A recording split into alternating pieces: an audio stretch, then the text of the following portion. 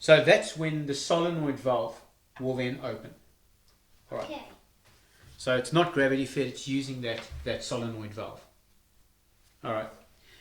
So that's the end of the training side of it, the formal training. But before we go today, we've got to do a little test. Okay, so if you guys want to just come around the table. I love test. Oh. Now we need to see if you guys can identify the sweeper.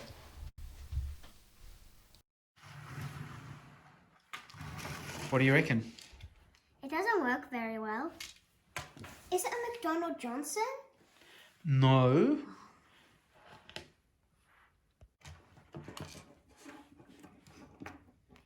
The hub is very small.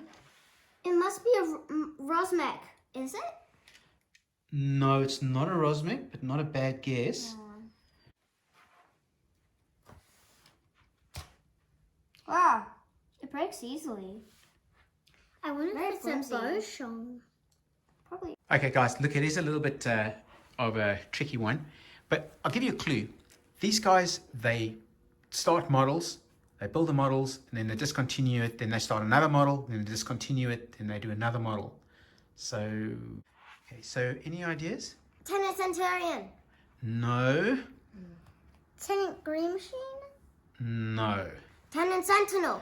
Okay, no, you guys, you're not getting it. So I tell you what, let me give you an even clue. If you look on the, very closely on the machine, can you see a name on any of the little blocks?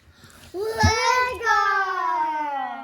Exactly. So this is what it looks like. We didn't even think of what box it came out of.